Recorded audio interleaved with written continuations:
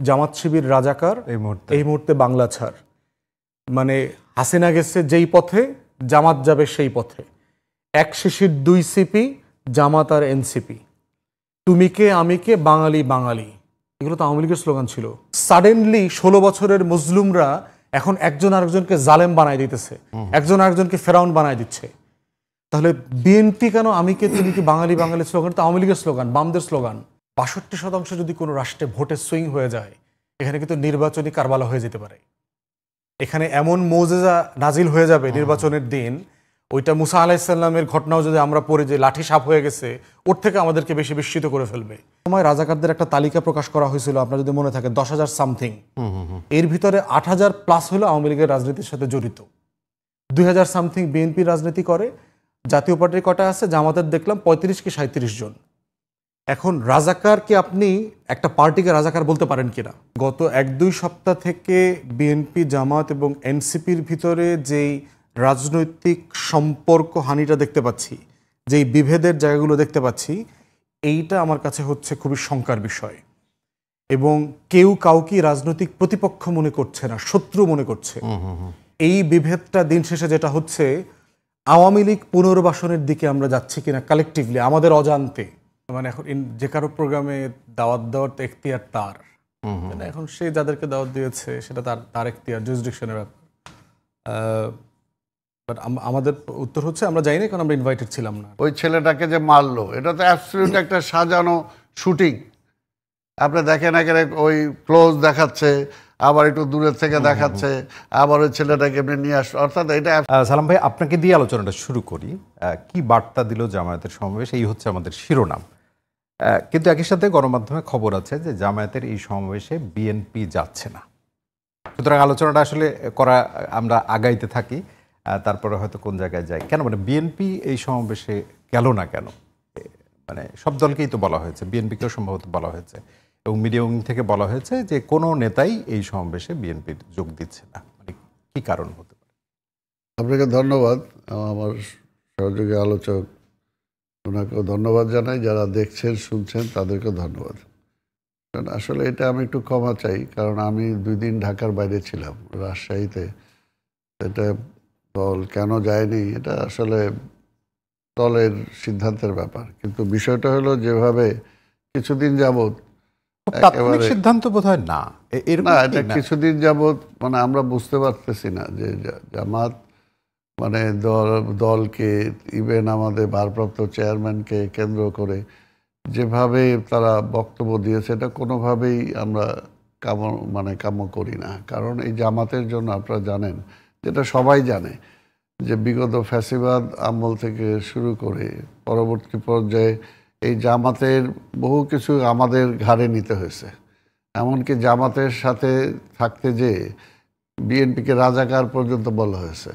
আমাদের পার্টির প্রতিষ্ঠাতা শহীদ রাষ্ট্রপতির স্বাধীনতার ঘোষক, তাকে পর্যন্ত রাজাকার বলা হয়েছে। এবং সবসময় আওয়ামী ফ্যাসিবাদ একসাথেই বলতো জামাত বিএনপি রাজাকার, বিএনপি জামাত। অর্থাৎ এত কিছুর পরেও কিন্তু বিএনপি কিন্তু তাকে ছেড়ে দেয় নাই, কখনো বলে নাই যে, বা কখনো সেই সময় জামাতের বিরুদ্ধে স্পষ্ট কোনো কিন্তু জামাতের বিরুদ্ধে কোনো বক্তব্য দেওয়া হয় না। যদিও সেই সময় বহু রকম ষড়যন্ত্র, বহু কিছু ছিল যে কিভাবে জামাতকে বা বিএনপিকে আলাদা করা যায়, কিন্তু বিএনপি থেকে এমন কোনো সুযোগ কিন্তু বিএনপি দেয় নাই। ইভেন দেখেন সালাম ভাই, একটু যদি যুক্ত করি, মানে কঠিন সময় যেটি গেছে বিএনপির উপরে, সবচেয়ে ভিকটিম যে 17 বছরে বলা যায়, কঠিন সময়ে জামাতের সাথে এক ধরনের ঐক্য ছিল। এখন তো সুসময় অনেকটা, মানে সেই ফ্যাসিবাদের জায়গা তো নেই, এই সময়ে এসে ফারাকটা তৈরি হলো। একদিক দিয়ে সুসময় বলবো, আরেক দিকে যে ট্রানজিশনাল পিরিয়ডটা কিন্তু খুব রিস্কি থাকে। এখন কিন্তু হোল জাতি কিন্তু একটা ট্রানজিশনাল পিরিয়ড পার করতেছে, তাই না? এই ট্রানজিশনাল পিরিয়ডটা যদি আমি সত্যিকার অর্থে ভালোভাবে পার করতে পারি, তাহলে আমি একটা সামনে ভালো দিন দেখব। আর যদি এই সময় ভুল হয়, তাহলে কিন্তু ক্ষতিগ্রস্ত হবে দেশ, জাতি। আজকে দেখেন, সেই সময় আমরা কিন্তু তাদের যে বললাম যে দেখেন, এর আগে 18 সালে তাদের প্রতীক ছিল না, জামাতকে ধানের শীষ পর্যন্ত দেওয়া হয়েছে, যেটা কারণে মানে তারেক রহমান বলি বা বেগম খালেদা জিয়া বলি, আজকে মাঠ লেভেলে অনেক কর্মীরা পর্যন্ত এই প্রশ্নটা আছে যে আমার প্রতীক কেন জামাত ব্যবহার করবে। কিন্তু সেটাও কিন্তু দেওয়া হয়েছিল। তো এই জন্য বুঝলাম না ওটা দেওয়া হয়েছিল কেন, যদি আজকে কি সেই আমি বলি করেন কিনা অর্থাৎ এটা তারা এখন বিশ্লেষণ করে লাভ না, ইটস গন। এখন যেটা হলো যে অর্থাৎ আমি বুঝাইতে চাইতেছি সেই সময় কিন্তু ঐক্যটা বিনষ্ট হয় নাই। এবং আমি আমার ব্যক্তিগত দিয়েও বলতে পারবো যে মনে করেন আমি তো আপনি একজন বীর মুক্তিযোদ্ধা এবং আমাকে মানে ওই যুদ্ধ অপরাধীর ট্রাইব্যুনাল থেকে আমাকে 3 বার নোটিশ করা হয়েছে আমি এই মুজাহিদ সাহেবের বিরুদ্ধে সাক্ষী দেওয়ার জন্য, এবং সেখানে 3য়বার তো আমার ওয়ারেন্ট দেবে এমন একটা অবস্থা। তো সেই সময় ওই এসপি হান্নান সাহেব ছিল, তিনি একটু উপকার করছেন। কিন্তু এমন একটা অবস্থা কি দেশনেত্রী বেগম খালেদা যে বলছে তুমি যদি আজকে যাও তাহলে এটা তো ঐক্যের উপর একটা মানে পড়বে যে যা বিএনপির মহানগরী সেক্রেটারি এসে সাক্ষী দিচ্ছে, তাই না? কিন্তু সেটা তো পরিষ্কারভাবে যে তাদের একটা ডকুমেন্টে যে স্বাধীনতার দলিল এবং অনেক মুক্তিযোদ্ধাদের সাক্ষ্য প্রমাণে প্রমাণিত হয় যে আপনার কাছে অনেক ডকুমেন্ট আছে বা আপনি অনেক কিছু জানেন মুজাহিদ সাহেব সব সম্পর্কে। কিন্তু আমি কিন্তু সেই সময় জোটের কারণে যাই নাই।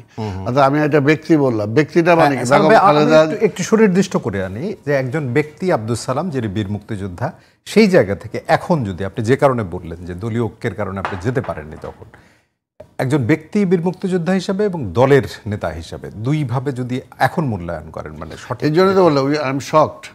আমি বললাম আর এখন যে জায়গাটা আমি মনে করি একজন রাজনীতিবিদ হিসাবে যে যারা আমরা 17-18 বছর এই ফ্যাসিবাদের বিরুদ্ধে লড়াই করছি এবং ফাইনালি আজকে আগস্টে যখন ফ্যাসিবাদকে বিতাড়িত করলাম, সেই শক্তিটার ঐক্য যখন সবচেয়ে বেশি জরুরি, এখনও কিন্তু জরুরি। আমরা যেভাবেই থাকি না কেন, নির্বাচন আলাদা করতে পারি সেটা হলো অন্য কথা, কিন্তু আমরা একে অপরকে মানে প্রতিপক্ষ বানিয়ে আরেকটা মানে আবার ফ্যাসিবাদকে আসার সুযোগ করে দেব, এইটা কিন্তু সবচেয়ে মানে খুবই খারাপ। এটা মর্মাহত হওয়ার ছাড়া আবার জামায়াতের মতো একটা মানে একটা রাজনৈতিক দল তার কাছ থেকে আমি অন্তত মনে এটা আমরা আশা করি না। আমি আশা করি যে পরিবেশ এখনও মানে ওই দিকে ঠেলে না দিয়ে আমাদের মাথায় রাখা দরকার যে আমার প্রতিবেশী রাষ্ট্র তাকে লালন পালন করতেছে এবং ষড়যন্ত্র করতেছে, যে কোনো সময় আবার আমার সেই আধিপত্যবাদ আবার ফিরে আসার জন্য চেষ্টা করতে পারে। কাজেই আমাদের এমন কোনো কিছু করা উচিত না যে আমরা যারা একসাথে রাজনৈতিক আন্দোলন করেছি ফ্যাসিবাদের বিরুদ্ধে, আমাদের ঐক্যের ফাটলের মধ্য দিয়ে তারা যাতে প্রবেশ করতে না পারে। জি, আপনার কাছে আসবো। ফুয়াদ ভাই, আপনার কাছে আসি। এবং ফুয়াদ ভাই, এই সমাবেশে কি দল হিসেবে এবি পার্টি যোগদান করেছে কিনা? সম্ভবত করেনি। সেই একই প্রশ্ন যদি আপনাকেও করি। ধন্যবাদ। আমরা আসলে ইনভাইটেড ছিলাম না, তো ওখানে তো যাবার সুযোগ নাই আর কি। এটা হলো এক কথায় উত্তর আর কি। এটাকে যদি একটু এলাবোরেট করেন, মানে ইউনাইটেড ছিলাম না মানে ইন হুইচ সেন্স আপনি বলছেন? মানে এখন যে কারো প্রোগ্রামে দাওয়াত দেওয়ার তো এখতিয়ার তার, এখন সে যাদেরকে দাওয়াত দিয়েছে সেটা তার এখতিয়ার, জুরিসডিকশনের ব্যাপার। বাট আমাদের উত্তর হচ্ছে আমরা যাইনি কারণ আমরা ইনভাইটেড ছিলাম না। এখন যদি আপনি বলেন যে এই যে সমাবেশ এবং তাদের যে 7 দফা, সেটির অ্যানালাইসিস যদি আপনার রাজনৈতিক দল হিসাবে, এবং আপনি যেহেতু রাজনীতির বিশ্লেষণ করেন, গভীর বিশ্লেষণই করেন, কি বার্তা দিল নির্বাচনের জায়গা থেকে যদি বলেন? মানে ফেব্রুয়ারির প্রথমার্ধে মানে নির্বাচনমুখী জামাতের আজকের যে জাতীয় সমাবেশ যদি বলেন, সংস্কারের জায়গায় কতটুকু কথা আছে যদি তুলনামূলক জায়গাটা বলেন? প্রথম কথা হচ্ছে শোডাউনের রাজনীতি নিয়ে একটু বলি আর কি, যে মানে এই 7 দফা দাবি দেবার জন্য কি সারা বাংলাদেশ থেকে 5-7-10 লাখ লোক আনার দরকার ছিল কিনা ডিজিটাল মিডিয়ার যুগে? এবং একই কথা বিএনপির ব্যাপারে প্রযোজ্য, চরমনার ব্যাপারে প্রযোজ্য। আমাদের দেশে সমাবেশ করতে হয়েছে কেন? শেরে বাংলারা করেছেন, সোহরাওয়ার্দী করেছেন, তারপরে হচ্ছে মানিক মিয়া করেছেন, শেখ মুজিবও করেছেন। আপনি দেখবেন যে সোহরাওয়ার্দীর সাথে আপনার একই নৌকায় করে করে দিনের পর দিন রাতের পর বিভিন্ন জায়গায় সফর করছেন। তখন সময়টা ছিল এরকম যে গ্রামে গঞ্জে গিয়ে মানুষকে বুঝাইতে হইতো, লিফলেট বিতরণ করে বলতে হইতো যে জিন্না সাহেব আসবেন অমুক মাঠে, উনি শেরে বাংলা আসতেছেন, সোহরাওয়ার্দী সাহেব আসতেছেন, আপনারা আসেন আর বক্তব্য শোনেন, কথা শোনেন।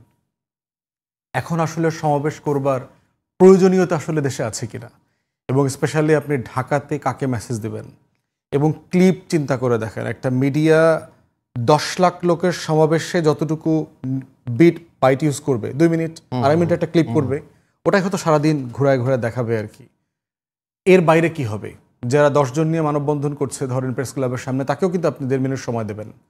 তাহলে সেই জায়গায় সাবস্ট্যান্সিয়ালি আমি ফিল করতেছি যে বাংলাদেশের পলিটিক্যাল শোডাউনের যে কালচার, সেখান থেকে আমাদেরকে বের হয়ে আসা দরকার। প্রত্যেকটা দিনের মিছিলের যে ভোগান্তি, এটা বিএনপির বড় বড় মিছিল যেদিন হয় নয়াপল্টনে, চরমনায় যেদিন বড় বড় মিছিল সমাবেশ হয়, আজকে জামাত, অ্যাবসলিউটলি সিটি শাটডাউন হয়ে গেছে। এবং আমি যে পথে আসছি 30 মিনিটের পথ প্রায় 1.5 ঘন্টা প্রত্যেকে তাই। ইভেন সাংবাদিকরা বলছিল নিউজ কভার করতে পর্যন্ত যেতে পারছে না, এরকম একটা অবস্থা আর কি।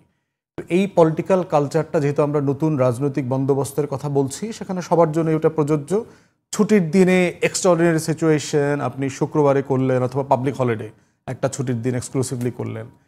এরপর হচ্ছে টাকা, পলিটিক্যাল পার্টিগুলো শোডাউনের পিছনে যে পরিমাণ টাকা খরচ করে, কারণ হচ্ছে আপনি যদি 10 লাখ লোক আনেন, আপনি যদি মাথা পিছু 1000 টাকা খরচ করেন, তার খাওয়া, তার গাড়ি ভাড়া, আসা যাওয়া, সময়, মানে ধরেন 10-15 মানে কত শত শত কোটি টাকা এখানে খরচ হয় সবার, বড় বড় সমাবেশ যারা করছে। তো এই পরিমাণ টাকা দিয়ে আসলে 3 ঘন্টার একটা স্টেজ পারফরমেন্স, একটা শো, একটা পলিটিক্যাল কনসার্ট যদি বলেন, মানে ইজ ইট ওয়ার্থ 2024 সালে 25 সালে নতুন রাজনৈতিক বন্দোবস্তের জায়গা থেকে এটা আসলে ওয়ার্থ কিনা? এবং হেনস্থা, মানে মানুষের যে সাফারিং, এবং এটা সকল রাজনৈতিক দলগুলোকে নতুন করে এগুলো ভাবা দরকার যে রাজনৈতিক কর্মসূচি দাবি দেওয়াগুলো আমি কোন প্রসেসে করব। দ্বিতীয়ত দেখেন একটা বিষয়, বিএনপি জামাতের একটা মানে রোমান্টিক এবং আনরোমান্টিক রিলেশনশিপের হিস্ট্রি আছে। 91 সময় দেখেন যে বিএনপি যখন সিট স্বল্পতার কারণে সরকার গঠন করতে পারছে না, জামাত তার 18 সিট দিয়ে unilaterally without any expectations or conditions তাদেরকে তারা সমর্থন দিয়েছে। সেই সম্পর্কটা 93-তে গিয়ে ওনাদের দলের আমির প্রফেসর গোলাম আজমের গ্রেফতার, নাগরিকত্ব মামলায় গ্রেফতারকে কেন্দ্র করে সম্পর্কটা ফাটল ধরল। ছাত্রদল, শিবির ক্যাম্পাসগুলোতে ব্যাপক সংঘর্ষে জড়ায় পড়ল, দুই পক্ষে খুনাখুনি, আহত, সংঘর্ষ, ক্যাম্পাস ভায়োলেন্স যেটা হয়।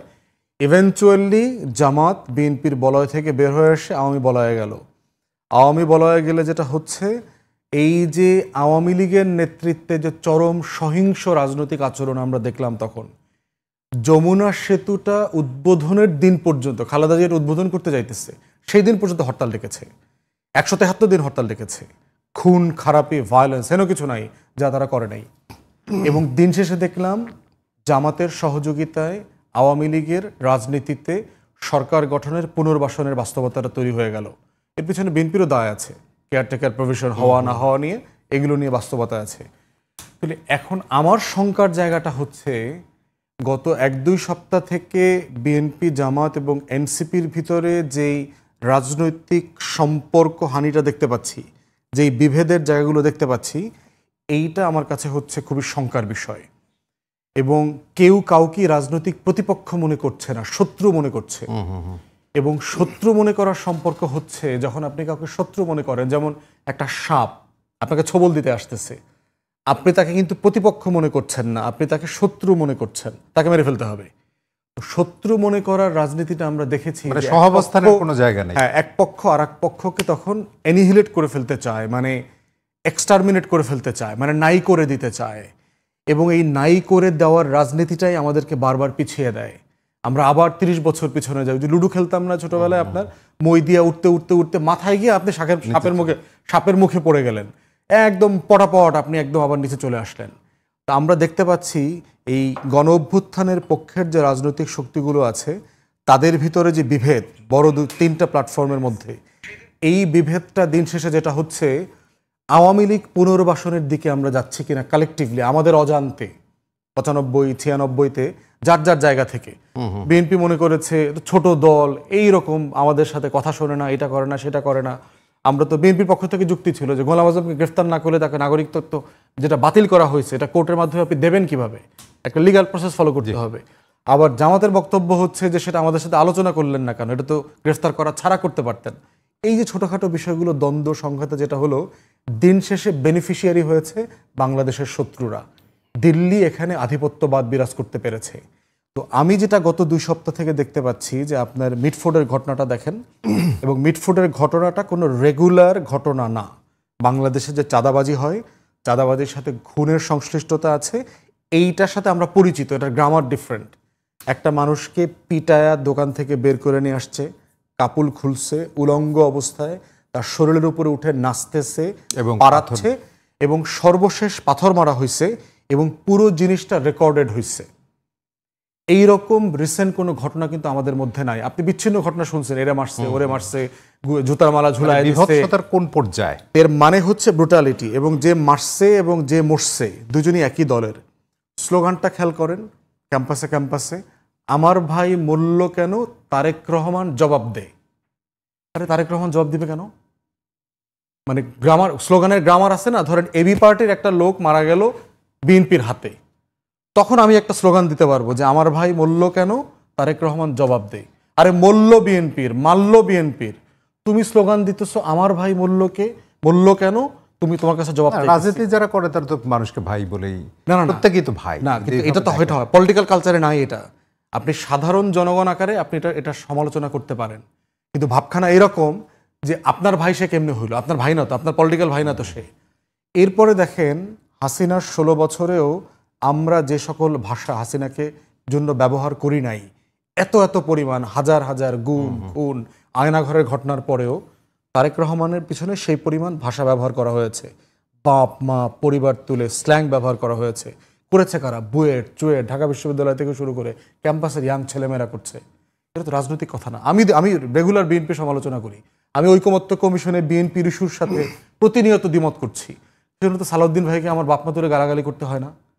রাজনৈতিক সমালোচনা, সালাম ভাইয়ের সাথে বিভিন্ন টকশোতে আমি দ্বিমত করি, কিন্তু এই জন্য কি ওনাকে আমি পার্সোনালি মানে গালাগালি করব? এটাকে 24-এর নতুন রাজনৈতিক বন্দোবস্ত? এই জন্য কি যুদ্ধ হয়েছে? এই জন্য কি মানুষ অধিকারের জন্য লড়াই করবে? এবং দেখেন স্লোগানটা দেখেন, তারেক রহমানের ব্যাপারে স্ল্যাং করা হচ্ছে, ঠিক তার রিয়াকশনে বিএনপি পরে 1-2 দিনের ভিতরে ছাত্রদল শোডাউন করলো। ছাত্রদল শোডাউন করে কি স্লোগান দিচ্ছে? জামাত শিবির রাজাকার, এই মুহূর্তে বাংলা ছাড়। মানে হাসিনা গেছে যেই পথে, জামাত যাবে সেই পথে। এক শিশির 2 সিপি, জামাত আর এনসিপি। তুমি কে আমি কে, বাঙালি বাঙালি, এগুলো তো আওয়ামী লীগের স্লোগান ছিল। মাত্র না 1 বছর আগে আপনারা কাঁধে কাঁধ মিলায় একটা ফ্যাসিবাদ বিরোধী আন্দোলনে লড়াই করলেন, সংগ্রাম করলেন, জীবন দিলেন। সাডেনলি 16 বছরের মুসলিমরা এখন একজন আরেকজনকে জালেম বানায় দিতেছে, একজন আরেকজনকে ফেরাউন বানায় দিচ্ছে। তাহলে বিএনপি কেন আমি কে তুমি কি, বাঙালি বাঙালি স্লোগান তো আওয়ামী লীগের স্লোগান, বামদের স্লোগান। এই বাঙালি আনার বিরুদ্ধেই তো জাতীয়তাবাদের রাজনীতি শুরু করেছে জিয়াউর রহমান। তাহলে কেন ছাত্র দলের প্রোগ্রাম থেকে, বিএনপির প্রোগ্রাম থেকে স্লোগানগুলো আসতেছে? আমরা একটু শুনে নেই সালাম ভাই। না, আমি একসাথে উত্তর দেখ সালাম ভাই, আমি সংকটটা গভীরতা বলছি।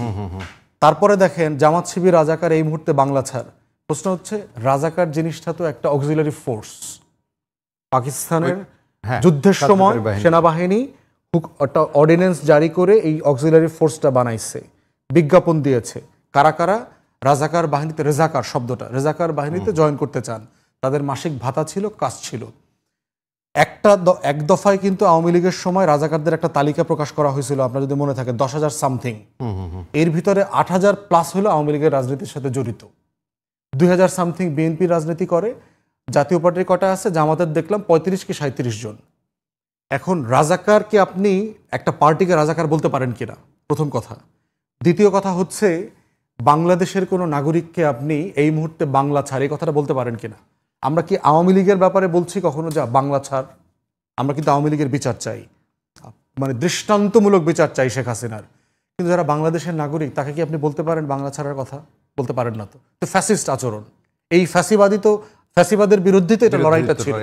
এবং বাঙালিয়ানা দেখেন, যেই শেখ মুজিব চাকমাদেরকে বাঙালি হইতে বলবার কারণে চাকমারা অস্ত্র হাতে তুলে নিয়েছে, আমাদের পুরো হিল ট্র্যাক্স অশান্ত হয়ে গেছে। তো সেখানে তুমি কে আমাকে, বাঙালি অবাঙালি রাজনীতি আপনি ফেরা নিয়ে আসতেছেন। এগুলোই তো ফ্যাসিবাদের আওয়ামী ডিসকোর্স। এগুলো বিএনপির মিছিল থেকে যখন আসতেছে, আমার একটা আশঙ্কিত আশঙ্কা, আমরা প্রচন্ড রকম যেতেই চাই। অনেক বড় একটা প্রেক্ষাপট, এবং যেটি প্রথমে উনি বলছিলেন, এই আলোচনাটা আমি করতেই চাই, যে শোডাউনের যে রাজনীতি, মানে 24-এর অভ্যুত্থান পরবর্তী যে রাজনীতি, সেখানে তো আসলে নতুন কথাই বলা হচ্ছিল যে নতুন বাংলাদেশ। সেটি অবশ্য ভিন্ন কথা, নতুন বাংলাদেশ যারা বলে কিভাবে বলে। এবং আজকেও জনাব মির্জা ফখরুল ইসলাম আলমগীর বলেছেন যে ৭১ এবং গণতন্ত্র প্রশ্নে কোনো ছাড় নেই। আমি জাস্ট এক করে বললাম, শোডাউনের রাজনীতি মনে করেন কিনা যে ১০ লাখ, তারপরে ১৫ লাখ, কেউ হয়তো বলবে যে কোটি মানুষকে ঢাকা শহরে নিয়ে আসবো, সেটি দিয়ে আসলে কি নতুন বাংলাদেশের, এবং যেখানে ৩ থেকে ৪ কোটি একদম ইয়াং জেনারেশনের ভোটার, তাদেরকে কনভিন্স করা যাবে মানে গণতন্ত্রের দিকে, দেশের প্রতি? প্রথম প্রশ্নটা করলাম। না, একটা হলো যে শোয়ের রাজনীতি ৫ই আগস্টের পর থেকে কারা করতেছে, আপনি এটা দেখতে হবে। বিএনপি ধৈর্য ধরতে ধরতে তো একটা পর্যায়ে আছে, ধৈর্য ধরতে ধরতে এমন পর্যায়ে আছে যে আমার নেতাকে মেরে ফেলার হুমকি দিতেছে। বিএনপি তো এর আগে এই স্লোগানগুলো দেয় নাই। আর যেটা এটা পরিষ্কার যে বাঙালি স্লোগান, এটা প্রশ্নই আসে না বিএনপির পক্ষ থেকে দেয়ার। এটা অবশ্যই আমি নিন্দা করি, কারণ এটা বিএনপির স্লোগান না। এটা যদি কেউ বিচ্ছিন্নভাবে দিয়ে থাকে তাহলে আমি বিচ্ছিন্নই বলবো, এটা বিএনপির স্লোগান না, হইতেই পারে না এটা। কারণ বাঙালি আর বাংলাদেশি জাতীয়তা, এটা বাংলাদেশি, এই দুইটা নিয়ে তো সংগ্রাম, এবং দুইটা নিয়ে পরিষ্কার হয়েছে যে বাংলাদেশি আমরা। ঠিক আছে, এইটা প্রশ্নই আসে না বিএনপির স্লোগান হওয়া। আর আরেকটা যেটা অনেকগুলো ব্যারিস্টার অনেকগুলো প্রশ্ন করছে, সেগুলো তো বলতে গেলে অনেক সময় লাগবে। তারপরে যেটা বলি যে দেখেন, আজকের এই কোথা থেকে স্লোগানটা আসলো, যে সমস্ত বিশ্ববিদ্যালয়ে বলা হচ্ছে উই হেট পলিটিক্স, ছাত্র রাজনীতি বন্ধ করতে হবে, তাহলে আসলে কি ওখানে ছাত্র রাজনীতি বন্ধ হয়েছে না ছাত্র রাজনীতি চলতেছে? পরিষ্কার। কারণ এটা হলো যে একটা উইদাউট এনি রিজন একটা রাজনৈতিক দলের প্রধানের উপরে আক্রমণ করতেছে। কারা? যারা বলতেছে আমরা রাজনীতির বাইরে থাকতে চাই। আবার তারাই একটা রাজনৈতিক দলের প্রধানের উপরে স্লোগান দিচ্ছেন। এই পর্যন্ত তারা কোনো রাজনৈতিক দলের কারো বিরুদ্ধে কোনো স্লোগান দেয় নাই। এর জন্যই বলি যে আজকে বিএনপির বিরুদ্ধে মানে সুকৌশলে যে একটা ষড়যন্ত্র, আজকে বিএনপিকে, যেটা এর আগে শেখ হাসিনা চেষ্টা করছে বিএনপিকে ধ্বংস করার জন্য, খালেদা জিয়াকে মেরে ফেলার জন্য, তারেক রহমানকে মেরে ফেলার জন্য, সেই ষড়যন্ত্রটা এখনো বহমান। এবং সেই ষড়যন্ত্রটাই পার্টি হলো এটা, যেটা আজকে ওই দিন যে ঘটনাটা ঘটলো, যেটা ব্যারিস্টার যেটা মিটফোর্ডের যে ঘটনাটা, এটা হলো যে মারছে সে কিন্তু বিএনপির না, সে ওইটা প্রধানটা কিন্তু অনেক খবরই নাই যে ওই দিয়ে মারলো। এটা পরিষ্কার বলছে যে ওইটার সাথে দেখা গেছে যে ছাত্রদের সাথে জড়িত, একটা ছবি আসছে ফেসবুকে, তাদের সাথে জড়িত, তাদের সাথে আছে। বিএনপি খুব পরিষ্কার করতে পেরেছে কিনা? না, অবশ্যই তদন্তের কথাও এটা একটা জিনিস কি বলবো, মানে অ্যাপারেন্টলি যদি আপনি মনে করেন যে দুইজনই আসলে বিএনপির রাজনীতি থেকে, না এখানে ফুয়াদ ভাই বলছিলেন, এরকম একটা ধারণা তো আছে। না এরকম একটা ধারণা এটা সৃষ্টি করা হচ্ছে। কথাটা হলো যে আজকের আপনারা জানেন যে আজকের আপনার এই চ্যানেলের মালিককে, আজকে মিডিয়াগুলোকে আজকে কারা নিয়ন্ত্রণ করতেছে? আমরা যে কথাটা বলে আসছি যে শেখ হাসিনাকে যারা ফ্যাসিস্ট বানাইলো তারা কিন্তু এখনো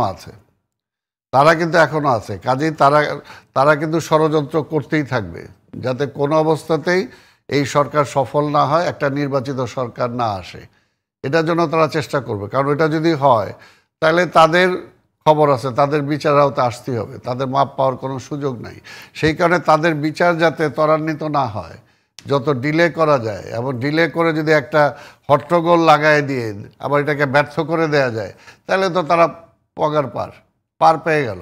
এই কারণে ষড়যন্ত্রটা তো চলতেছে, এবং এই ষড়যন্ত্রটার মধ্যে মেইন টার্গেটই হলো বিএনপি। মেইন টার্গেটটা হলো যে বিএনপিকে ধ্বংস করে দাও, তাহলে আর এটা আমি আর একটু সহজ করে বলি। যদি আপনি এই কথা, কিন্তু বিএনপির বিরোধী পক্ষ যারা আছে চলমান, তারাও কিন্তু বলে যে এই মুহূর্তে যদি নির্বাচন হয় বা ফেব্রুয়ারিতেও হয়, তাহলে বিএনপি মানে বিশাল ভোটে জয়লাভ। এইটাই তো কাল। এইটা যদি হয় তাহলে এই ষড়যন্ত্র নিয়ন্ত্রণ করছে না, এইটাই তো কাল। বিএনপির জনপ্রিয়তাটাই হলো কাল। এই কারণেই যে বিএনপিকে আসতে দেওয়া যাবে না। এটা মূল তো আছে আধিপত্যবাদী শক্তি কোনোভাবেই চায় না। কারণ আজকে স্বাভাবিকভাবে আজকে যদি নির্বাচিত পার্লামেন্ট আসে, এবং বিএনপি কি কমিটমেন্ট করছে যে যদি বিএনপি সংখ্যাগরিষ্ঠ আসন নিয়ে সংসদে যায়ও, তারপর আন্দোলনকারী সকল দলগুলোকে নিয়ে একটা জাতীয় সরকার গঠন করবে। কারণ এই মুহূর্তে দেশের যে অবস্থা, এই ভঙ্গুর দেশকে যদি গড়ে তুলতে হয়, জাতীয় ঐক্য ছাড়া কোনো বিকল্প নাই। কাজে ওইখানে হলো সমস্যা। কারণ দেখছে যে বিএনপি আজকে ঐক্যের উপর জোর দিচ্ছে, এবং বিএনপি হইলে আজকে স্বাভাবিক যে রেগুলার পুশিং হইতেছে, এই পুশিং করাগুলো অত সহজ হবে না। আজকে এই জন্যই বলি, আজকে এই যে যেটা, এটা তো ওই ছেলেটাকে যে মারলো, এটা তো অ্যাবসলিউট একটা সাজানো শুটিং। আপনি দেখেন একেবারে ওই ক্লোজ দেখাচ্ছে, আবার একটু দূরের থেকে দেখাচ্ছে, আবার ওই ছেলেটাকে এমনি নিয়ে আসলো, অর্থাৎ এটা অ্যাবসলিউটলি এটা এই শুটিংটা খুব পরিষ্কার করা দরকার ছিল। পরিষ্কার করা আমরা চেষ্টা করতেছি এবং আমাদের পক্ষে যতটুকু বলার, যতটুকু করার, এবং আমার তো মনে হয় যখন ওই ছেলের সাথে যখন ওই এনসিপির নেতাদের কিছু ছবি আসছে, তখন তো অনেকেই বুঝতে পারছে যে ঘটনাটা কোথায়। আর তারপরে এটা 2 দিন পরে কেন আসলো, তারপরে আবার ওই প্রধান আসামি বা ওদেরকে বাদ দিয়ে বাকি কেন হইলো, এটা মোটামুটি এখন জনগণের কাছে অনেকটা। ভাই একটা বিরতি নিয়ে আসি, ব্যারিস্টার ফুয়াদ আপনার কাছে একটুখানি আসি। এবং সালাম ভাইও নানান বিষয়ে কথা বলছিলেন, বিশেষ করে মিটফোর্ডের ঘটনা নিয়েও কথা বলেছেন, এবং ঘুরে ফিরে একটা জায়গায় আসছে যে ঐক্যটা আসলে 17 বছর যাবৎ ছিল, মানে আওয়ামী লীগের বিরুদ্ধে বা ফ্যাসিস্টের বিরুদ্ধে, সেই জায়গায় এখন এসে ষড়যন্ত্রের কথা, এবং ষড়যন্ত্রের কথা আমরা আগেও এই শব্দটা শুনেছি আর কি নানান পার্সপেক্টিভে। মানে এই ষড়যন্ত্রটা আসলে দেশি বিদেশি, মানে জনগণ আসলে খুব অন্ধকারে কিনা আপনার মনে হয় কিনা, যে জনগণের কাছে আসলে পরিষ্কার করতে পারলো কিনা? এবং আমরা তো বললাম যে আসলে ক্ষমতা না জনতা, জনতা জনতা, এই স্লোগানটাই তো দিলাম, কিন্তু জনতাকে আসলে কতটা আমরা নিতে পারলাম বা জনতার কাছে দায়বদ্ধ কতটা থাকতে পারলাম? না, খুব বেশি আসলে থাকতে পারি নাই, কারণ হচ্ছে খাইসলত এমন একটা জিনিস না, আপনি আগের সত্যই কথাটি বলেছিলেন, এটা মানে একটা কমন আমাদের খাইসলতের প্রবলেমটা হচ্ছে একটা জেনারেশনাল রিফর্ম দরকার হয়। মানুষের স্বভাব চরিত্র, তারপরে হ্যাবিট, ন্যাশনাল ক্যারেক্টার, এগুলো ডেভেলপ করতে হয়। আমাদের পলিটিশিয়ানরা হচ্ছে প্রোগ্রেসিভলি আমাদের ন্যাশনাল ক্যারেক্টারকে হেয় করছে এবং নষ্ট করছে, পলিউট করছে। আমাদের পলিটিশিয়ানরা কখনো ন্যাশনাল ক্যারেক্টার তৈরি করতে পারে নাই। পলিটিশিয়ানরা দেখবেন যে সিঙ্গাপুরে লিকন ইউর যদি হিস্ট্রি পড়েন, এবং 60-এর দশকে 70-এর দশকে যারা আপনার সিঙ্গাপুরে গেছে, তারা বলছে যে লিফটের ভিতরে দাঁড়ায় দিনে দুপুরে পেশাব করতো, এরকম ছিল একটা সিঙ্গাপুর। সেই সিঙ্গাপুর আজকে সারা পৃথিবীর মানে ওয়ান অফ দ্য ক্লিনেস্ট সিটিজ, পরিষ্কার পরিচ্ছন্নতা সব জায়গায়, একটা ছোট্ট জায়গা, ঢাকার থেকে একটু বড় একটা জায়গা, এবং যে পরিমাণে গ্রিন সেটেল লাইফ সেখানে তারা তৈরি করেছে। কে করেছে? পলিটিক্যাল লিডারশিপ করেছে। আমাদের পলিটিক্যাল লিডারশিপটা ফিউ এক্সেপশনস, প্রেসিডেন্ট জিয়াউর রহমানটা, যেটা আমি সবচেয়ে আমার গোল্ডেন টাইম মনে করি বাংলাদেশের হিস্ট্রিতে, এইটা ছাড়া অলমোস্ট কেউই বাংলাদেশটাকে খুব প্রোগ্রেসিভলি একটা ফিউচারিস্টিক জায়গায় নেওয়া, একটা ভবিষ্যৎমুখী রাজনীতি করা, সেটা কেউ করে নাই। সবাই পিছনমুখী রাজনীতি করেছে। আওয়ামী লীগ দেখবেন কন্টিনিউয়াসলি 60-এর দশকে নিয়ে যায় পুরো দেশটাকে, কন্টিনিউয়াসলি সে 71-এ নিয়ে যায়, মানে 2071টার যে স্বপ্ন ভিশন, ওখানে যাওয়া যায় না। তো এই খাইসলতের প্রবলেম আমাদের রয়ে গেছে, এবং এটা আপনি ওভারনাইট কোনো সংস্কার দিয়ে করতে পারবেন না। এটা জেনারেশনাল রিফর্ম লাগবে আর কি, প্রজন্মর প্রজন্ম। একটা প্রশ্ন করি, এই যে জাতীয় ঐক্যমত্য কমিশনের বৈঠকে আপনারা কথা বলছেন, মানে হয়তো জনসমর্থনের জায়গা পলিটিক্যাল পার্টি হিসেবে আপনাদের হয়তো সেই পরিমাণে এখনো জনসম্পৃক্ততা হয়নি, কিন্তু বড় বড় যে রাজনৈতিক দল যাদের অনেক জনসমর্থন আছে, মানে এই কথাগুলোকে তো কেউ বিরোধিতা করে না, আপনারা যে কথাগুলো বলেন, কিন্তু প্রতিফলন আছে কিনা? মানে আপনি যেভাবে ভাবছেন, যে নতুনভাবে ভাবা, সিঙ্গাপুরের কথা বললেন, তাহলে এই এক্সিস্টিং যে বড় দলগুলো আছে তারা আসলে এইভাবে চিন্তা করে না কেন? কারণ মানুষ কি আসলে ওই আপনার কথার সাথে একমত, না তাদের যে কর্মকাণ্ড তাদের সাথে একমত? মানে আমি বুঝাতে পারলাম কিনা বিষয়টা? ওইটা তো আপনি ধরেন একটা ব্রেইন ইনোভেশন, দুটো সংগঠন মিলে একটা রিসার্চ করেছে আর কি, পলিটিক্যাল রিসার্চ, কাকে ভোট দেবেন যদি এই মুহূর্তে যদি নির্বাচন হয়। 2টা ক্যাটাগরিতে দেখলাম 62% লোক, তরুণরা বলছে আমরা এখনো ডিসাইড করি নাই। তরুণ ভোটার কত আপনার ধরেন, যারা 2001-এ তো একটা ভালো নির্বাচন হয়েছে, 1-এর পরে যদি আপনি ধরেন, 1-এ যার বয়স 17, এরপরে 24 বছর হয়ে গেছে, মানে ধরেন ন্যূনতম 40-42 বছর বয়স, এই মানুষগুলো কোনোদিন ভোট দেয়নি বাংলাদেশে। এইরকম একটা বিশাল জনগোষ্ঠী, 6 কোটির উপরে। এই জনগোষ্ঠীর প্রায় 62% ডিসাইড করতে পারছে না কাকে ভোট দেবে। পৃথিবীতে কোনো ডেমোক্রেসিতে সুইং 10%, 15%, 12%, 20%-এর বেশি সুইং থাকে না। 62% যদি কোনো রাষ্ট্রে ভোটে সুইং হয়ে যায়, এখানে কিন্তু নির্বাচনী কারবালা হয়ে যেতে পারে। এখানে এমন মোজেজা নাজিল হয়ে যাবে নির্বাচনের দিন, ওইটা মুসা আলাইসাল্লামের ঘটনাও যদি আমরা পড়ি যে লাঠি সাপ হয়ে গেছে, ওর থেকে আমাদেরকে বেশি বিস্মিত করে ফেলবে। তো সেই বাস্তবতায় এটাই হলো চ্যালেঞ্জ, যে বড় রাজনৈতিক দলগুলো এই বাস্তবতাটা কানে নিচ্ছে কিনা। যদি তারা এটা না শোনে, তারা অপ্রাসঙ্গিক হয়ে যাবে। হাসিনা শোনে নাই, অপ্রাসঙ্গিক হয়ে গেছে। মুসলিম লীগকে 60-এর দশক ধরে সবাই বলছে চেঞ্জ হও, শোনে নাই, অপ্রাসঙ্গিক হয়ে গেছে। এটা পৃথিবীর ইতিহাসই তাই, যে আপনি যদি কিন্তু এই শোনাই মানে স্বাধীনতারও 54 বছর এইটাই চলতে থাকবে, মানে পরিবর্তনটা আসলে কিভাবে আসবে? পরিবর্তন হচ্ছে, রাষ্ট্রের সামগ্রিক দায় আছে, আমাদের দেশের মানুষেরও দায় আছে। একটা হলো দুই পক্ষের রায় আছে, যে যারা দেশ চালাইছে তারা দেশটাকে দেশ বানাইতে চায় নাই, রাজ্য বানাইতে চাইছে। আর যারা দেশের মানুষ আছে তাদেরকে তারা প্রজা বানায় রাখছে। মানুষের দায় আছে, তারা নাগরিক হইতে চায় না, তারা প্রজা হইতে চায়। এবং সিমটমগুলো দেখেন, বাংলাদেশে ভালো ছেলে ভালো মেয়ের একটা সংজ্ঞা আছে, তার ভিতরে অনেকগুলো আছে উপকরণ। তার ভিতরে একটা হচ্ছে যে রাজনীতি করে না। বাংলাদেশে দেখবেন ভালো ছেলে ভালো মেয়ের সংজ্ঞার ভিতরে একটা হচ্ছে যে রাজনীতি করে না। তো যেই দেশের বাবা মায়েরা, শিক্ষকরা, মুরব্বীরা, প্রতিবেশীরা একটা ফ্রেম তৈরি করেছে রাজনীতি করা যাবে না, সেই রাষ্ট্রে আপনি ভালো পলিটিশিয়ান কোথা থেকে পাবেন? বোর্ড থেকে, ঢাকা বিশ্ববিদ্যালয়ের বেস্ট অ্যান্ড ব্রাইটেস্ট, সে তো পলিটিক্সে আসবে না।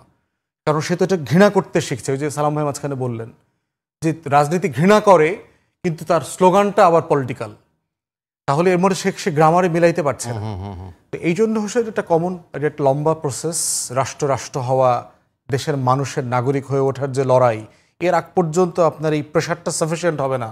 পলিটিক্যাল পার্টিগুলোকে দুই পাশ থেকে প্রেশার দিতে হবে, দিয়ে তারপর তাকে ওই জায়গাতে আনতে হবে যেখানে সে সবার হয়ে উঠবে, সে সবার খাসলত বদলায়া নিজে পরিবর্তন হবে। সালাম ভাই, ব্যারিস্টার ফুয়াদ যেটি বলছিলেন, মানে এইরকম বাংলাদেশই তো আমরা চাই বোধহয়, বা এটি কি ইউটোপিয়ান মনে হয় কিনা আপনার? না, ইউটোপিয়ান তো অবশ্যই না। শোনেন, এই একই স্বপ্ন নিয়ে তো আমরা যুদ্ধ করছি। একই স্বপ্ন নিয়ে কিন্তু 75-এর মানে পরে যাত্রা শুরু হয়েছে। একই স্বপ্ন নিয়ে কিন্তু 90-এর অভ্যুত্থান হয়েছে।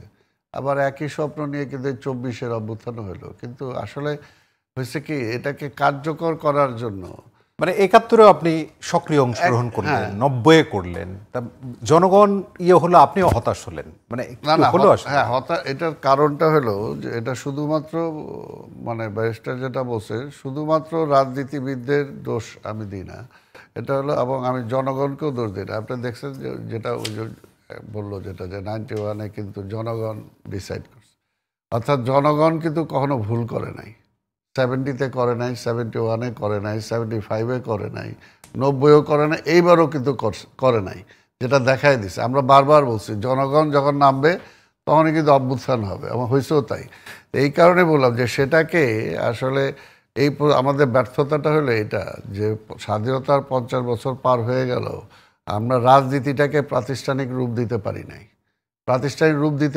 এবং দেখেন বলতেছে রাজনীতি হেট করে, কিন্তু আবার সে এসে রাজনীতি করতে চায়। আজকে একটা ব্রুকরেট বলেন, বা আজকে বড় ব্যবসায়ী বলেন, এই রাজনীতি পচে গেছে, রাজনীতি খারাপ, আবার চূড়ান্ত পর্যায়ে এসে সে রাজনীতিবিদ হইতে চায়, সে এমপি হইতে চায়, সে মন্ত্রী হইতে চায়।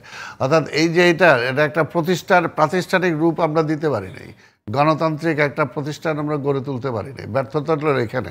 এবং এখানে যেমনিভাবে ওই যে ব্যারিস্টার লাস্ট যে কথাটা বললো, আমিও যেটা বলছি, অর্থাৎ একটা মেরিটোরিয়াস ছেলে, একটা মেয়ে, যদি সে রাজনীতির প্রতি তার মানে আকাঙ্ক্ষাটা না থাকে, সে যেটা দূর থাকতে, আলটিমেটলি দূরে থাকে না, কিন্তু তার যে সার্ভিসটা পাওয়া দরকার। ধরুন আমি বলি, এই যে আজকে যে ছাত্ররা আজকে এখানে আসছে, আসলে কি হোল ছাত্র সমাজ সেভাবে আসে নাই তো। আর যদি আজকে এইটা এই 25-এ না আইসা যদি এটা 12-তে আসতো, তাহলে সেই সময় হয়তো। অর্থাৎ এটার এই যে পার্টিসিপেশনটা, এটার জন্য যেটা দরকার, যে রাজনীতির বাইরে কোনো কিছু না, রাজনীতিটাকে আনতে হবে, তবে রাজনীতিটাকে পরিচালিত করতে হবে। এটা করার জন্য সবাই দায়িত্ব। এবং এখানে সবচেয়ে বড় যেটা মনে করি, যেটা সবচেয়ে বেশি ইনজেক্টেড হয়, সেটা হলো যে প্রশাসন অ্যান্ড বুর্জোয়া, যারা ব্যবসায়ী, যারা এরা তো রাজনীতিটাকে মানে এমনভাবে পলিউটেড করে ফেলছে যে এইখান থেকে বের হওয়াটা খুব কঠিন। দোষ আসতেছে রাজনীতিবিদদের, কিন্তু আমরা কি একটা দেশপ্রেমিক খাঁটি সিনসিয়ার একটা আমরা ইভেন ভারতকে সমালোচনা করি, কিন্তু ভারতের মতো একটা প্রশাসনকে আমরা গড়ে তুলতে পারছি? আমরা টিএন সেশনের মতো কি একটা গড়ে তুলতে পারছি? আমরা তো পারি নাই। তো খালি রাজনীতির সেক্টরে না, প্রত্যেকটা সেক্টরে কিন্তু আর এই গত 17 বছরে তো হাসিনা আল্লাহ দিলে ওই আধিপত্যবাদী শক্তিদের সহায়তায় সে সবই ধ্বংস করে দিছে, এবং ধ্বংস করার উদ্দেশ্য প্রণোদিতভাবেই তারা করছে। আমার শিক্ষাকে ধ্বংস করছে, আমার কৃষ্টিকে ধ্বংস করছে, আমার স্বাস্থ্য ব্যবস্থাকে ধ্বংস করছে, আমার ক্রিয়া সংস্কৃতি, এমন কোনো সেক্টর নাই, ব্যবসা, সব কিছু ধ্বংস দেন। গুটি কয়েক ব্যবসায়ীর কাছে আজকে এরা মাফিয়া হয়ে গেছে। সারা দেশের টোটাল অর্থনীতি তারা নিয়ন্ত্রণ, পলিটিক্যাল অ্যাটাচমেন্টের কারণে ওইটা হয়েছে, ওইটাও তো তাদের কারণেই হয়েছে। অর্থাৎ এগুলোকে শেষ করে দাও, তাহলে এই দেশটা মুখ থুবড়ে পড়ে যাবে। এখন যেখানে মুখ থুবড়ে অলরেডি পড়ে গেছে, এই জন্য আবার ঘুরে আমি ওখানে আসবো। মুখ থুবড়ে পড়ে যাওয়ার পরে এটাকে উত্তরণ না ঘটায়া এখানে কি এই বিএনপি এটা করতেছে, বিএনপি এটা করে ফেলাইলো, বিএনপি আওয়ামী লীগের পথে যাইতেছে। অর্থাৎ এখানে আপনি বিএনপিকে খাটো করে আপনি লাভটা কি হবে? এটা তারেক রহমানকে আপনি হেয় প্রতিপন্ন করে আপনি কি করতে চান? অর্থাৎ হোয়াট ইজ নেক্সট? আপনি যদি সেখানে খারাপ বিএনপির সমালোচনা হবে, অবশ্যই হবে, হইতে পারে, এখন সমালোচনা হচ্ছে না, কিন্তু যদি সমালোচনাটা করেন যেটাকে ধ্বংস করার জন্য, ওই যে ঘৃণার কথা, ঘৃণা, তাইলে কোথায় যাবে? কোথায় যাবে? আজকে মনে করেন জামাতের মতো ইসের থেকে, বা আজকে এই যে ছাত্ররা যারা আসছে, এদের থেকে তো আমরা সেটা আশা করি না, এটা তো আশা করি না। আজকে আমি তো আবার বলবো, যারা আমরা এই দুঃসময়টা পার করছি, ফ্যাসিবাদ বিরোধী আন্দোলন করছি, আজকে হঠাৎ এসে নিজেদের মধ্যে কেন ঝগড়া শুরু করে দিলাম? এবং এটা কার পারপাস সার্ভ হচ্ছে? এটা কোনোভাবেই দেশের পারপাস সার্ভ হচ্ছে না। জি, আমরা ব্যারিস্টার ফুয়াদ আপনার কাছে আসি, যে আমরা শুরু করেছিলাম যে কি বার্তা দিল জামায়াতের সমাবেশ, এবং আপনি এর আগের দিনের আলোচনাও প্রায় প্রতিনিয়তই বলেন যে একটা ভালো লাগার বা একটা বড় রকমের পরিবর্তন হয়েছে, সেটা হলো যে ঐকমত্য কমিশনের কথাটা আপনি বলেন, যে এক টেবিলে অন্তত দেশ নিয়ে কথা বলার যে জায়গা সেটি বলেন। কিন্তু মোটা দাগে যদি আপনি বলেন যে আজকেও এই যে ইফতেখারুজ্জামান টিআইবির নির্বাহী পরিচালক, তিনি বলেছেন যে শিক্ষাক্ষেত্র থেকে এই জুলাই অভ্যুত্থানের সূচনা হলো, অথচ সংস্কারে এই খাত নিয়ে কমিশন নাই। মানে এই যে বিষয়টা, বা যে পিআর পদ্ধতি নিয়ে আজকেও জামাতের সমাবেশ থেকে বললো, সেখানেও খুব সেটেল ডাউন হওয়া গেল না, বা ধরেন মূলনীতির জায়গাগুলো যদি বলেন, সংবিধানের ইস্যু যদি বলেন, মানে ঐক্যের জায়গা খুব তৈরি হলো, মানে ঐকমত্য কমিশনের এই শেষ দিকে এসে আপনার কি মনে হয়? খুব ছোট করে লম্বা আলোচনা হয় ঐকমত্যের ব্যাপারে। ওটাই তো শুরুতে ফার্স্ট সেগমেন্টে যেটা বলছিলাম, যে আমার কাছে মনে হচ্ছে বড় রাজনৈতিক দলগুলো কোনো না কোনো ফর্মে ইতিমধ্যে ফাঁদে পড়েছে, আমাদের শত্রুদের ফাঁদে। কারণ এমন এমন ঘটনা নিয়ে তারা এমন এমন রিয়াকশন করতেছে, যেটা ঘটনার সাইজ মোতাবেক খুবই ডিসপ্রপোর্শনাল একটা ঘটনা। মানে কেউ একজন ধর একটা স্লোগান দিল, প্রথমত স্লোগানটা দিল কে, এবং দুই পক্ষের স্লোগানের ভাষা যদি দেখেন, মানে আমার সাহিত্যের অভিজ্ঞতা থেকে আমি বলছি, যেটা এক টেবিলে বসে কিছু একই লোক দুই পক্ষের স্লোগান ঠিক করে দিয়েছে, এবং এটা দুই পক্ষকে সাপ্লাই দেওয়া হয়েছে। অতএব দুই পক্ষ একইভাবে এজিটেটেড যেন হয়। এবং মিটফোর্ডের ঘটনাটাকে, এই স্লোগানগুলো প্রচলিত ছিল না। এবং দেখেন আওয়ামী লীগের স্লোগানগুলো বিএনপির মুখ থেকে বলানো হচ্ছে যেন জামাত এবং এনসিপি তাদের ব্যাপারে হস্টাইল হয়। এই জন্য দেখেন বিএনপির একজন কর্মী মারা গেল, কিন্তু সে সিম্প্যাথাইজ, সহানুভূতি পাওয়ার বদলেও সে কিন্তু ওই ঘটনাতে সমালোচিত হয়েছে বেশি।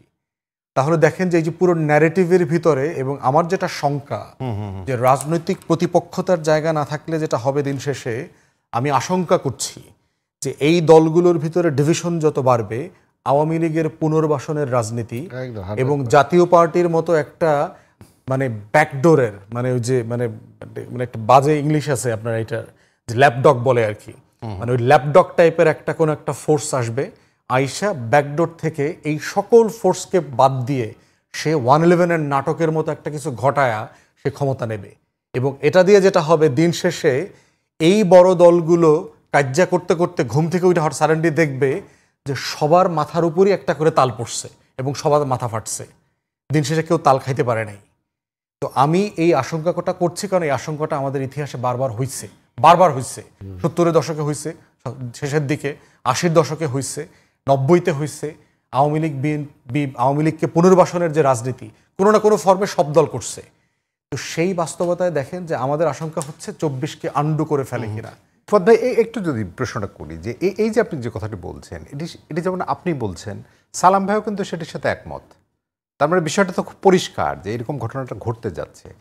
এটা জেনে শুনেও পলিটিক্যাল পার্টি বা রাজনীতিবিদরা এই দিকেই ধাবমান কেন হচ্ছে আসলে? মানে এটা হচ্ছে ক্ষমতার কেক, মানুষকে তো একটু ইয়ে করে দেয়, মানে টেন্স করে দেয়, কম্পালসিভ করে দেয়, যে সম্ভবত আমি একটু ওইদিকে দৌড়টা না দিলেই, আমি একটা শোডাউন না করলে আমাকে বেশি হেনস্থা করতেছে, ছোট করে দেখাচ্ছে, আচ্ছা লোক জড়ো করে দেখায় দেই যে তুমি কার বিরুদ্ধে কথা বলতেছো, বুঝতেছো?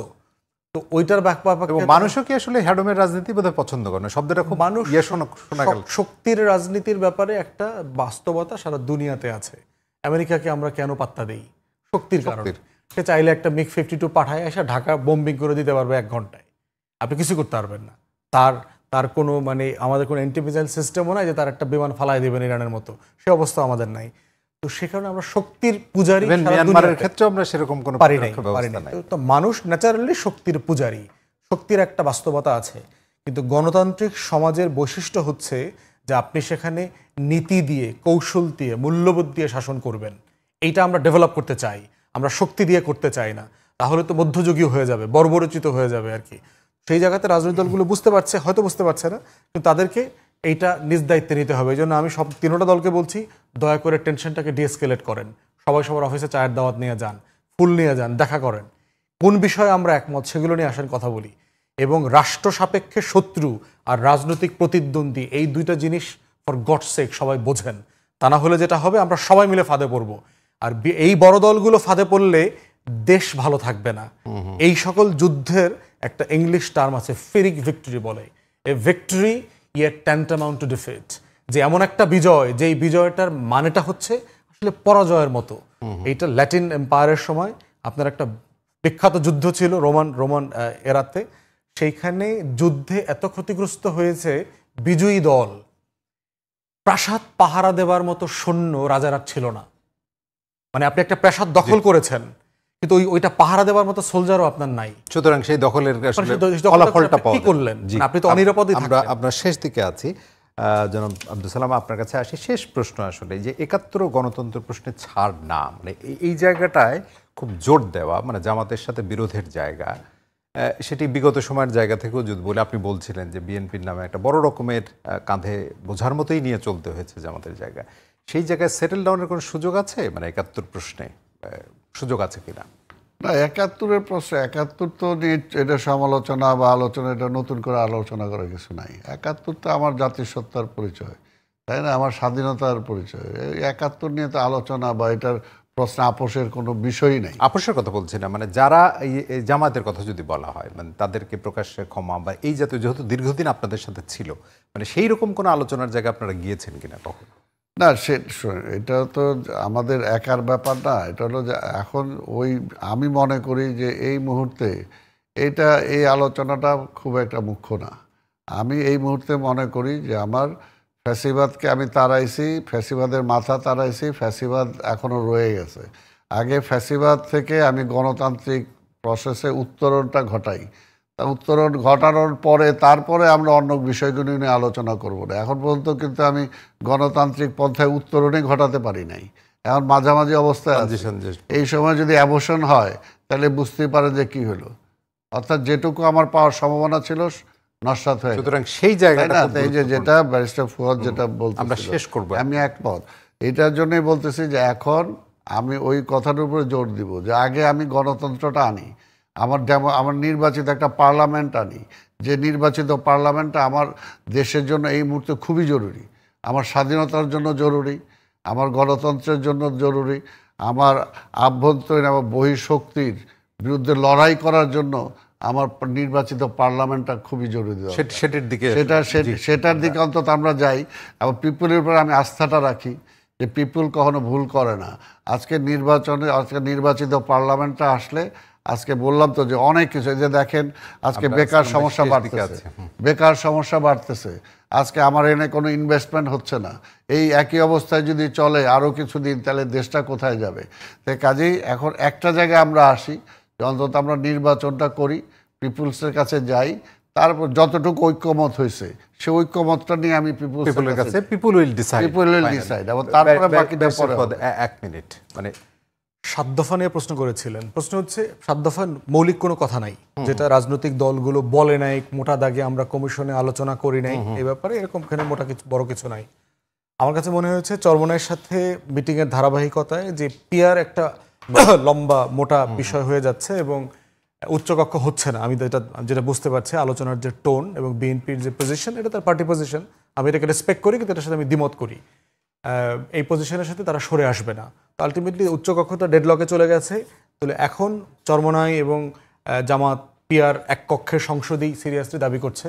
এবি পার্টির পক্ষ থেকে আমরা একটা মানে নেগোশিয়েটেড প্রস্তাব দিয়েছিলাম আমাদের তরফ থেকে, যে আমরা একটা মিক্স সিস্টেমে যাওয়া দরকার। কারণ বিএনপিকে রিফর্মে অনবোর্ড করতে না পারলে কোনো মৌলিক পরিবর্তনই, যেটা আমরা সাস্টেইনেবল করতে চাই, দীর্ঘমেয়াদে করতে চাই, সেটা আমরা করতে পারবো না। এই জন্য 200 আসনে আগের মতো করে নির্বাচন হোক। এই 200 আসনে ধরেন বিএনপি 160-70টা পেয়ে যাবে, সরকার গঠিত হয়ে যাবে, বিএনপি ক্ষমতায় চলে গেল। আর বাকি 100 আসনে পিয়ার হোক। 100 আসনে পিয়ার হলে যেটা হচ্ছে, বাকি সকল রাজনৈতিক দলের প্রতিনিধিত্ব এবং পার্টিসিপেশন, অংশগ্রহণ দুটোই সংসদে থাকবে। এইরকম একটা রিফর্মের অংশগ্রহণমূলক জায়গাতে একমত হওয়া যায় কিনা, এইটা এবি পার্টি প্রস্তাব দিয়েছে। আমরা শেষ পিয়ার সিস্টেমটা আসলে অ্যাবসলিউটলি আবার আওয়ামী লীগ ফিরে আসার সম্ভাবনাটা থাকবে। এই কারণে এই জায়গাটায় যাওয়া উচিত এই মুহূর্তে করার সুযোগ নেই। জনাব আব্দুল সালাম এবং জনাব ব্যারিস্টার আসাদুজ্জামান ফুয়াদ দুইজনকে